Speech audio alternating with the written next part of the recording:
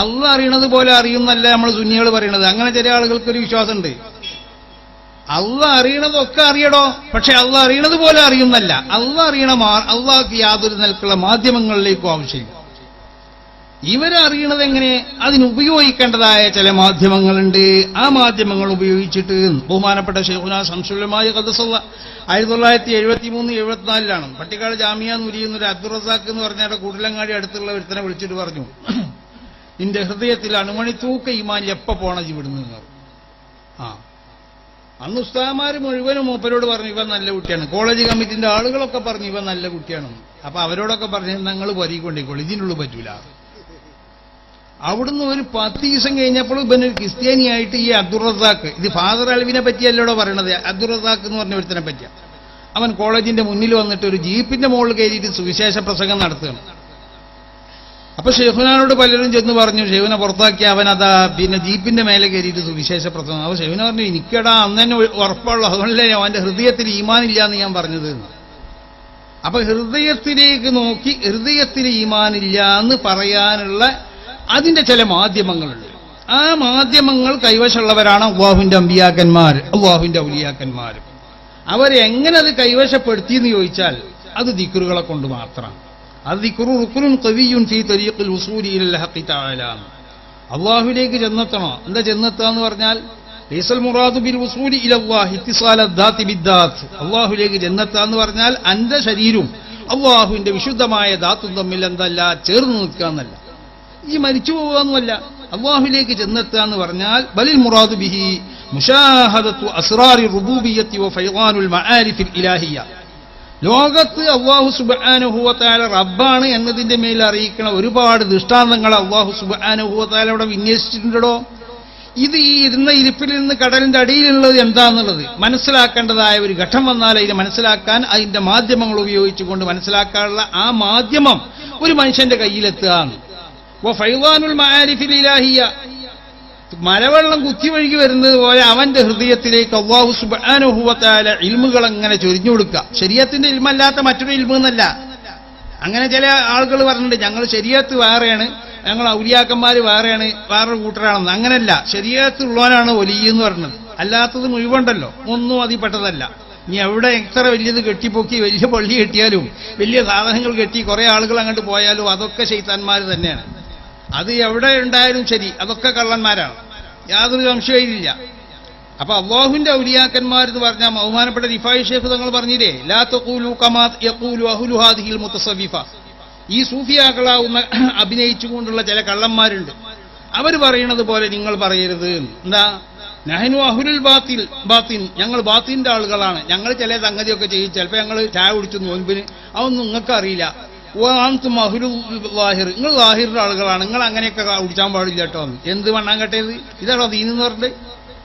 ശരീഅത്തിനോട് യോജിക്കാത്ത ഏത് തരീഖത്തുണ്ടോ ആ തരീഖത്ത് മുഴുവനും തള്ളപ്പെടേണ്ടതെന്നാണ്. പിന്നെ അവിടെ മൗലൂദ് അയച്ചതുകൊണ്ടോ ദിക്ർ ചെയ്തതുകൊണ്ടൊന്നും കാര്യമില്ല. അത് അതിന്റെ ഷെയ്ഖ് അവൻ എങ്ങനെയാണോ എന്നാണ് ആദ്യം പരിശോധിക്കേണ്ടത്. ഞാനിപ്പോ ആ വിഷയത്തിലേക്കൊന്നും കടക്കല്ല. പറയുകയാണെങ്കിൽ ഉണ്ടല്ല എല്ലാത്തിന്റെയും വേറെ അർത്ഥം പറയാൻ എനിക്ക് കഴിയും. അപ്പൊ അതൊക്കെ അവിടെ നിൽക്കട്ടെ. അപ്പൊ ബഹുമാനപ്പെട്ട ഈ ബദരീങ്ങൾ ഹാത്തിബ് ബിൻ അബീ ബൽതഅത്ത് ഇങ്ങനെ ചെയ്തു എന്നുള്ളത് നബി സല്ലല്ലാഹു അലൈഹി വസല്ലമ തങ്ങൾക്ക് മനസ്സിലായി. എങ്ങനെ മനസ്സിലായി എന്ന് ചോദിച്ചാൽ അതൊക്കെ വലിയ വിഷയങ്ങളാണ്, ഞാനിപ്പോൾ അതൊന്നും വിശദീകരിച്ച് പറയല്ല. മനസ്സിലാക്കേണ്ട മാർഗത്തിൽ കൂടി നബി മനസ്സിലാക്കി. അങ്ങനെ നബി മനസ്സിലാക്കിയപ്പോൾ നബി സല്ലല്ലാഹു അലൈഹി വസല്ലമ തങ്ങൾ അലി റളിയല്ലാഹു അടക്കമുള്ളതായ 3 ആളുകളെ വിളിച്ചു. 3 സഹാബികളെ വിളിച്ചിട്ട് പറഞ്ഞു, യുത്തു റൗദത ഖാഖ്. മദീനത്തുനിന്ന് മക്കത്തേക്ക് പോകുമ്പോൾ ആ വഴിയിൽ ഖാഖ് എന്ന പേരിൽ അറിയപ്പെടുന്ന ഒരു സുപ്രസിദ്ധമായ ഒരു തോട്ടമുണ്ട്. ആ തോട്ടത്തിന്റെ അടുത്തേക്ക് നിങ്ങൾ വേഗം പോണം. ഫഇന്ന ഫീഹാ ലഈനതൻ. അവിടെ ഒരു യാത്രക്കാരി പമ്പറന്നോളുണ്ട്, യാത്ര ചെയ്ത് പോണ ഒരു പെണ്ണുണ്ട് അവിടെ. വമഅഹാ കിതാബ്, അവളെ കൂടെ ഒരു എഴുത്തുണ്ട്. ഇലാ മിൻ ആതിബ് ബിൻ അബീ ബൽതഅത്ത്. ആതിബ് ബിൻ അബീ ബൽതഅത്ത് കൊടുത്തയച്ച കത്താണ് ഇലാ ഉളമായ ഖുറൈശ്. ഖുറൈശികളിൽ നിന്നുള്ളതായ മുശ്രിക്കീങ്ങളാവുന്ന പ്രമുഖരിലേക്ക് ആതിബ് ബിൻ അബീ ബൽതഅത്ത് കൊടുത്തയച്ച കത്താണ്. ആ കത്ത് പോയി പിടിക്കണം എന്ന് പറഞ്ഞു. ഉടനെ അലി റളിയല്ലാഹു അൻഹു അടക്കമുള്ള ഈ 3 സംഘം വളരെ ധൃതിയിൽ പോയി അവിടെ എത്തിയപ്പോ ഈ പെണ്ണുണ്ട് അവിടെ.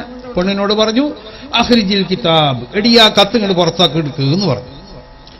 അപ്പൊ അവൾ എന്ത് പറഞ്ഞു എന്നറിയോ? അലി റളിയല്ലാഹു അൻഹുവിനോട് മാ മഈ കിതാബ്, എന്ത് കത്ത്, അയ്യ കിതാബ്, എന്ത് എഴുത്താങ്ങളെ ചോദിക്കണത്?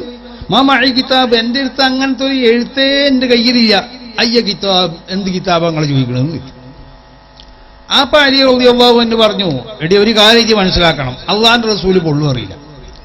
റസൂള്ള പറയണത് സത്യേ റസൂള്ള പറയുള്ളൂ. റസൂള്ള പറഞ്ഞ് എന്റെ അടുത്ത് എഴുത്തിടുന്ന റസൂള്ള പറയണത്. അപ്പൊ നീ എന്താക്കണം, ആ എഴുത്തെടുത്തോളണം. എടുത്തിട്ടില്ല എന്നുണ്ടെങ്കിൽ ഉണ്ടല്ലോ നിന്റെ തുണി ഊരി ഞങ്ങൾ വഷളാക്കുന്നതാണ്. തുണി ഊരി വഷളാക്കാൻ പറഞ്ഞതല്ല. അലി റളിയല്ലാഹു അൻഹു കണ്ണി കണ്ട പെണ്ണുങ്ങളെ മുഴുവൻ തുണി ഊരി വഷളാക്കുന്ന ആളല്ലല്ലോ. അപ്പൊ തുണി ഊരി വഷളാക്കുമെന്ന് പറഞ്ഞാൽ ഇവളെന്താവും, എഴുത്തെടുക്കും. അതിന് വേണ്ടിയിട്ടാണ് തുണി ഊരി വഷളാക്കുന്നത്. അപ്പൊ ഇവളെ ഇവളെ മുടിക്കെട്ടിന്റെ ഉള്ളിൽ നിന്ന് എഴുത്തെടുത്തു കൊടുത്തു. ഈ എഴുത്തേറ്റ് അലി റളിയല്ലാഹു തആല അൻഹു അതാ വരുന്ന റസൂലുള്ളാഹിന്റെ അടുത്ത്. റസൂലുള്ളാഹിന്റെ അടുത്ത് വന്നിട്ട് ഈ എഴുത്ത് കൊടുത്തു. ഈ എഴുത്ത് കൊടുത്തപ്പോഴേ അവിടെ ഈ എഴുത്ത് നോക്കിയിട്ട് റസൂലുള്ളാഹി ആതിബിനെ വിളിച്ചു. ആതിബിനെ വിളിച്ചിട്ട് പറഞ്ഞു, മാ ഫഅല മാ ഹാദാ യാ ആതിബ്, ആതിബേ ഇത് എന്തൊരു പണിയാണ്, എന്ത് ചെയ്തു എന്ന് ചോദിച്ചു. അപ്പൊ ആതിബ് റളിയല്ലാഹു അൻഹു റസൂലുള്ളാഹിനോട് പറഞ്ഞത് എന്താണെന്നറിയോ? നബിയെ, ഞാൻ മുർത്തദ്ദാവണം എന്ന് വിചാരിച്ച് ചെയ്ത സംഗതിയല്ല ഇത്. പിന്നെ എങ്ങനെ ചെയ്തതല്ല, നബിന്റെ എന്തെങ്കിലും രഹസ്യങ്ങൾ അവർക്ക് എത്തിക്കണം എന്നുള്ള നിലക്കും ചെയ്തതല്ല. പിന്നെന്തിനാ ചെയ്തിക്കണത്? ഇയാൾ ഈ എഴുത്ത് കൊടുത്തയച്ചത് അതിനൊന്നും അല്ല എന്നാ മൂപ്പര് പറയണത്. നബിനെന്തിനെ കൊടുത്തയച്ചു? മൂപ്പര് പറഞ്ഞു, എനിക്ക് കുറച്ച് കുടുംബമുണ്ട് അവിടെ, എനിക്ക് മക്കളും കുട്ടികളുണ്ട്, ഞങ്ങൾ ഒരു ഒറ്റപ്പെട്ട കുടുംബമാണ്, ഞങ്ങളെ സഹായിക്കാൻ എന്തെങ്കിലും ഞങ്ങളുടെ കുടുംബത്തിന്, എന്റെ മക്കൾക്കും എന്റെ കുട്ടികൾക്കും എന്തെങ്കിലും ബുദ്ധിമുട്ട് വരുമ്പോൾ സഹായിക്കാൻ അവിടെ ആരുമില്ല ഞങ്ങളുടെ കുടുംബത്തിൽപ്പെട്ട. ഇനിയുള്ള ആളുകൾ ഞങ്ങളെ സഹായിക്കൂലും മറ്റുള്ളവരൊന്നും. കാരണം എന്താ, ആതിബ് മുഹമ്മദിന്റെ കൂടെ ഹിജ്റ പോയ ആളാണ്, ഓന്റെ കുടുംബത്തെ നമ്മൾ സഹായിക്കണ്ടെന്ന് പറയും.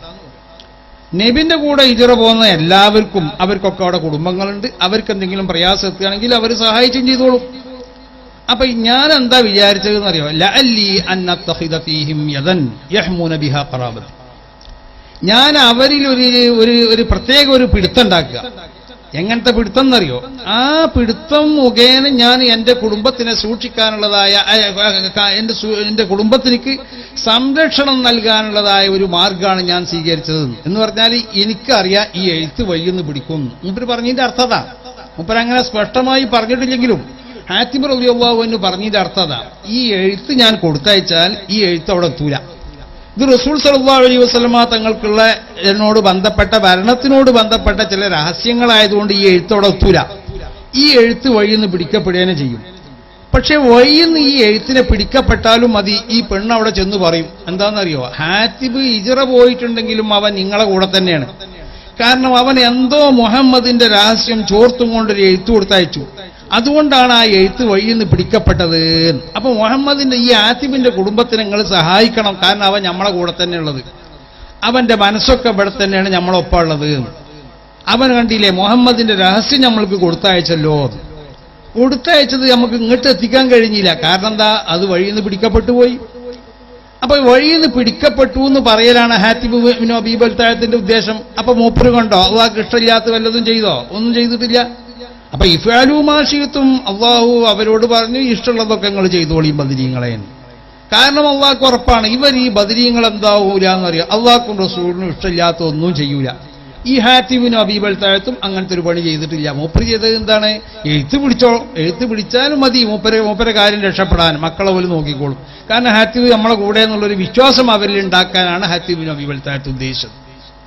അപ്പൊ ഇത്ര വലിയ മഹത്തുക്കളാവുന്ന ഈ ബദരീങ്ങൾ, അവർക്കുള്ളതായ അസ്മാക്കൾ, ആ അസ്മാക്കൾ ഒരു പുണ്യമായ ദിക്റുകളെ കൂടത്തിൽപ്പെട്ടതായ ഒരു പ്രധാനപ്പെട്ട ദിക്റാണ്. ഇങ്ങനത്തെ എല്ലാ ജാതി ദിക്റുകളും ചൊല്ലി ഹൃദയത്തിനെ നമ്മൾ വിശുദ്ധാക്കിയിട്ടില്ലെങ്കിൽ മഹാനാവുന്നതായ ഇമാം റാസി തങ്ങൾ പറഞ്ഞതുപോലെ തന്നെ, ഞാൻ ആദ്യം സൂചിപ്പിച്ചതുപോലെ തന്നെ, മനുഷ്യനിക്ക് ദിക്റിനെ തൊട്ട് മനുഷ്യൻ അകന്നു നിന്നാൽ അവിടെ ഉണ്ടായിത്തീരുന്നത് എന്താണെന്നറിയോ? വമാ സഹല യൻതഖിലു മിൻ റഗ്ബത്തിൻ ഇലാ റഗ്ബത്തിൻ വമിൻ ത്വലബിൻ ഇലാ ത്വലബ്. ഭൗതികമാവുന്ന ഓരോ ആഗ്രഹങ്ങളാണ് ഈ കാരം മനുഷ്യൻ. പെരുണ്ടാക്കിയാൽ തോന്നും പെരത് പോരാ, വീടുണ്ടാക്കിയാൽ തോന്നും ഇതുപോലെ ഒന്നുകൂടി വികസിപ്പിക്കണം. അപ്പൊ അതിനുള്ളതായ മാർഗമാണ് ഈ കാരം. അതല്ല, സ്ഥലം വാങ്ങിയാൽ ഈ സ്ഥലം പോരാ, ഇനി കുറച്ചുകൂടി സ്ഥലം വേണം തോന്നും, വസ്ത്രവും എല്ലാം അങ്ങനെ തന്നെ. അപ്പോ മിൻ ത്വലബിൻ ഇലാ ത്വലബ് വമിൻ റഗ്ബത്തിൻ ഇലാ റഗ്ബത്ത്. ഓരോ ആഗ്രഹം ഇവിടുന്ന് കഴിയൂല. ഈ ദിക്റിനെ തൊട്ട് അകന്ന് ജീവിച്ചാൽ ഉണ്ടാവുന്ന സ്വഭാവത, ദിക്റിനുമായി ബന്ധപ്പെട്ടുകൊണ്ട് ജീവിച്ചാലോ ഞാൻ ഈ പറഞ്ഞ അവസ്ഥയിലേക്ക് എത്തും. എത്തി എത്തി എത്തി എത്തി ദിക്റുകളെ കൊണ്ട് ലോകം മുഴുവനും കീഴടക്കാൻ സമുദ്രത്തിന്റെ മേലെ നടക്കേണ്ട ഒരു ആവശ്യം വരികയാണെങ്കിൽ അപ്പൊ അവിടെ അതിനിക്ക് തോണിന്റെ ആവശ്യമില്ല, അല്ലെങ്കിൽ കപ്പലിന്റെ ആവശ്യമില്ല, അല്ലെങ്കിൽ ബോട്ടിന്റെ ആവശ്യമില്ല എന്നാ പറഞ്ഞതിന്റെ അർത്ഥം. എപ്പോഴും സമുദ്രത്തിൽ കൂടി കപ്പലില്ലാതെ നടക്കുക എന്നുള്ളതല്ല, അല്ലെങ്കിൽ തോണി. അങ്ങനെയാണെങ്കിൽ മൂസാ നബി ഖദർ വലിയുള്ളായി തങ്ങൾ ആ കപ്പൽ കയറാൻ നിൽക്കണം.